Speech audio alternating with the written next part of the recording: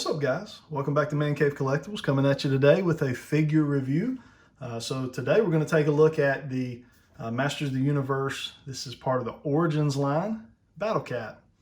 So this is He-Man's, one of He-Man's best friends. This is Battle Cat, who he rides into battle.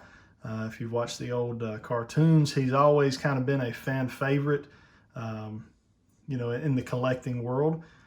I did have the He-Man Master Universe Classic Battle Cat, He-Man, and Skeletor. That was the only ones I had.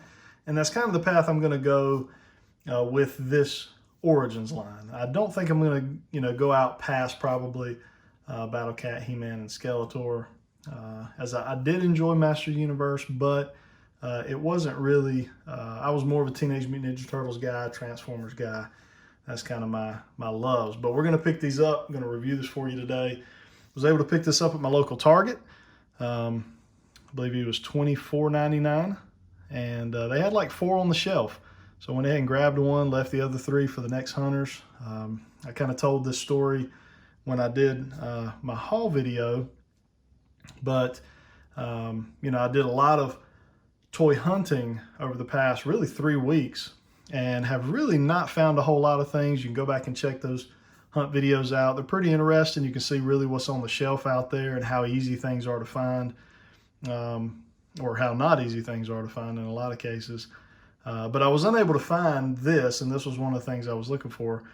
So today, I actually had to run to the store. My family's a little under the weather, pick up some meds, and we found Battle Cat. I never cut my camera on to do a hunt whatsoever, so that's my luck, is that I can hunt at 10 different Walmarts and Targets and not find anything.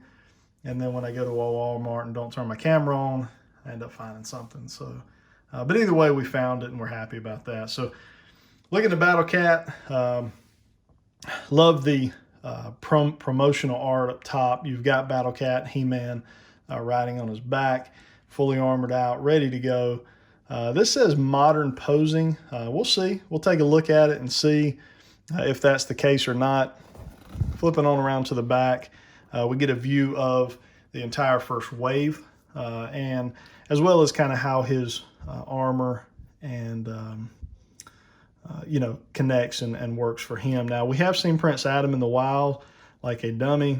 I did pass on him. Now I really want him, and he's going for 80 or 90 bucks on the aftermarket. I can't find him anymore. So hopefully we can find him out in the wild and get him for $29.99 versus, double or triple that.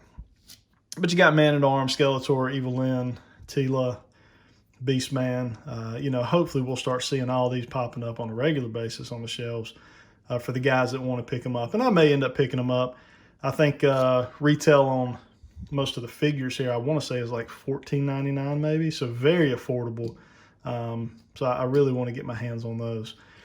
Let's go ahead and take Battle Cat out of his packaging and see what we got. All right, guys, so we got Battle Cat out of his packaging and here on our review table. So at first glance, I like what I see for 24 bucks. We can't do a whole lot of complaining, but from the standpoint of what I see right off the bat, and this is probably something I maybe could have even seen in the package, and I really didn't give it a bunch of mind, you can see just kind of some sloppy paintwork here. So you can see he's got his yellow stripes, but he has molded fur. He has sculpted fur here, and you can see where they didn't really do a good job of making sure that yellow paint made it down into the sculpted fur. So you've got some green kind of showing through in different areas. You got a little bit here. So that, that's, to me, those are simple QC issues that don't have to be there. So that's an immediate gripe for me. I don't like that. I understand it's a $25 figure, but to me, if it's going to go through the paint process, you really shouldn't have to deal with those type of QC flaws. I think those are simple things. The sculpt itself I like. We'll take a closer look at that now. So we can go ahead and we'll pop off the armor. You can see here that underneath the belly, that just pops off and slides out. We'll lay the armor over here to the side. Yeah, I mean, the sculpt is not bad at all. Just kind of looking it over here. He's a good size. He's not, I can tell you he's not as big as the MOTU Classics version. And not nearly as well done, but again, we're 25 bucks versus the retail on that one. I want to say was maybe 50 or 60, so about double. But again, you can see just kind of some of that sloppy paint job, which is covered by his armor there. As far as articulation for this guy, he does have articulation in his head here and his neck, so we can get his neck up to look up that way. We can get his neck to look down. Now the head itself here does not look up and down. So if you hold that neck joint where it can't move, this head can't go up and down. The head goes side to side. So we can see here just how well that head can go side to side. And it's a decent range of motion. And then we got a lot of up and down, here. As far as in the arms or in his legs, being a cat, he's got 4 legs. The range of motion is about here. Let's see if I can make, there to about there. So the sculpt prevents it from doing a full 360. And then his front articulation is about a 90-degree bend. Now, the thing is, the 90-degree bend does nothing for you because you can't, there's no articulation in the ankle area in the front or the back. So by putting it in a 90-degree bend, you can't even really make him do that, like a pouncing look because there's no articulation here. So really the only thing you could do, I guess if you wanted to put him in a laying down pose, he's planking. That's the only way to look at it. So the articulation, the added articulation that they discussed does you no good. You can rotate it in and out. In fact, you can rotate it a full 360. Does no good. There's nothing that will do for you. Backside, it's going to be a similar situation. We do have articulation in the tail. That's about as far back as we'll go. That's as far forward as we'll go.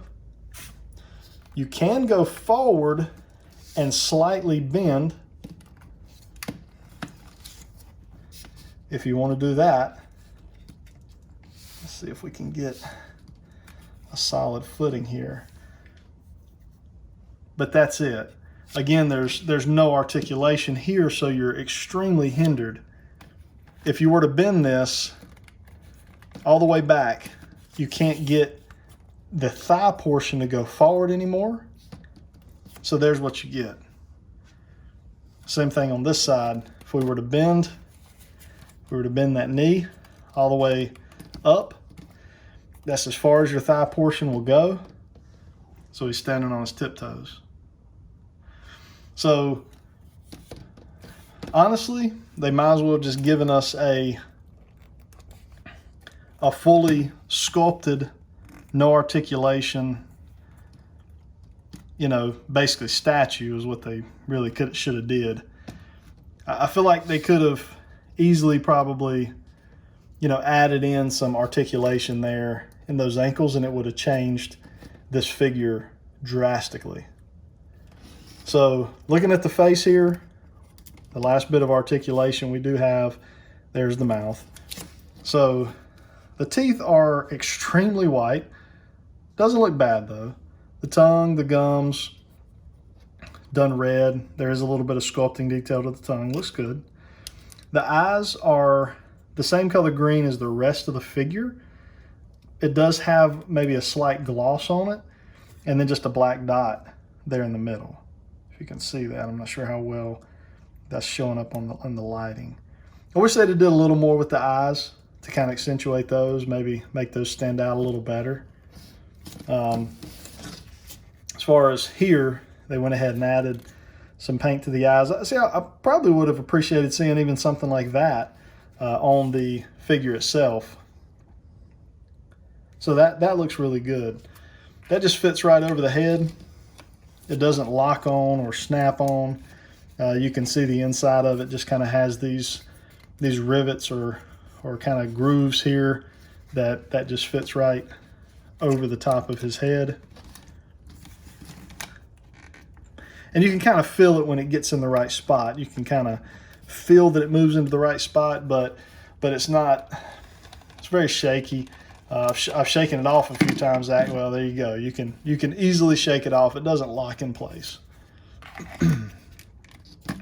And then as far as the back armor, that just kind of goes down. You run this through here, get it kind of as tight as you can get it, and it's got a little peg there that goes into the peg hole, and He-Man will be able to sit right on this. Now, if I can ever find He-Man or get a good deal for him online, I will, and we'll bring He-Man into the review also. So there's that. Now, I don't really have any other He-Man figures, as I sold my classics, my Origin or my MOTU classics figures, kind of in with these coming. I really wanted more of a retro style than kind of that newer style. So I ended up selling those, but I'll bring in a few things for us to do some size comparisons. We'll wrap up this video. All right, guys, so here's just some really random figures from different lines, and you know, for you to take a look at, just to kind of compare the size of this guy. He's a good size.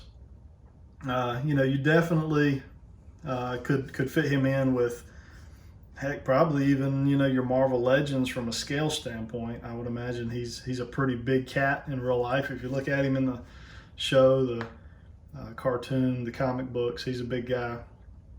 So you can see our Target Red Hulk over here in his size. Then to kind of bring in a retro figure, we got the old retro Teenage Mutant Ninja Turtles figure there, and then we've got the NECA Predator. So hope that gives you guys kind of a size comparison, a feel for where he stands as far as scale. Hope you guys enjoyed this video. Hit that like button, subscribe if you have not subscribed and you enjoy my content. Hope you guys stay safe out there. Until next time.